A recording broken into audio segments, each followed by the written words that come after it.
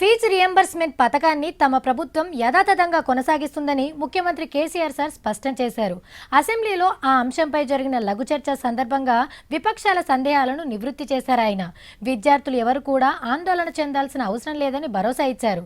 అలాగే ఇంజనీరింగ్ కళాశాలలో విద్యా ప్రమాణాలు పెంచే చర్యలు తీసుకున్నట్టుగా ముఖ్యమంత్రి వివరించారు. మా వాళ్ళు ఇంకో పేర కూడా రాసిండ్రు, కానీ ఇలా చదువు నాతోనైతలేదు. ఓవర్ టు తెలంగాణ భాషల అసెంబ్లీ ముచ్చట్లు. ప్యాదింటి ఆడవిళ్లకు 51,000 కట్నం పెట్టే కళ్యాణ లక్ష్మి పథకం ముచ్చట్లతోని సురువైంది అసెంబ్లీ. అటెంక వ్యవసాయం కరెంటు ముచ్చట్లు నడిచినాయి. వెనకసిరి ఫీజు రియంబర్స్మెంట్ సంగతి ఎలబెట్టిండ్రు. పాత సర్కార్ పెట్టిన గీ పథకం ఉంటదా, తీసేస్తారా, తీసేస్తే పోరగాన్లకు తక్లీఫ్లు అవుతాయి అని అనకొచ్చిండ్రు ప్రతిపక్షం లీడర్లు. ఒక్క మాటతోని అందరి డౌట్లు తీర్చేసిండు CM sir. Government wants to implement this fees reimbursement programme as it is mention. ఈ 2,500 కోట్లు మొయ్యలేనంత దుస్థితిలో రాష్ట్ర ప్రభుత్వం లేదు అధ్యక్ష. Nothing great. ఈ మాటకు అన్ని పార్టీలు హిమ్మతిచ్చినాయి.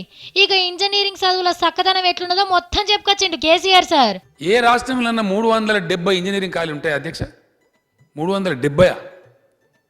ఒక సంవత్సరం మనం ప్రొడ్యూస్ చేసే ఇంజనీరింగ్ విద్యార్థుల సంఖ్య ఎంత అండి? 1,50,000, 1,40,000, 1,60,000. ఏం చేయాలి అధ్యక్ష ఇంజనీర్లు? అవు సారు, అట్లనే ఉన్నది. 36,000 మంది ఇంజనీరింగ్ అధ్యాపకులు, ఇంజనీరింగ్ గ్రాడ్యుయేట్స్ పోలీసు ఉద్యోగాల కోసం, పోలీస్ కానిస్టేబుల్ ఉద్యోగాల కోసం అప్లికేషన్ పెట్టారు అధ్యక్ష. Correct sir. మొన్న కానిస్టేబుల్ కొలువులకు పిలిస్తే పీజీలు పిహెచ్డి చదివిన వాళ్ళు అప్లై చేసిండ్రు. వీటికి ఇరుగుడేందో కూడా చెప్పిండు ముఖ్యమంత్రి సారు. పీజీ కాలేజీలు కావచ్చు, ఇంజనీరింగ్ కాలేజీలు కావచ్చు, అవి ఏ ఇన్స్టిట్యూట్స్ అయినా కావచ్చు అధ్యక్ష.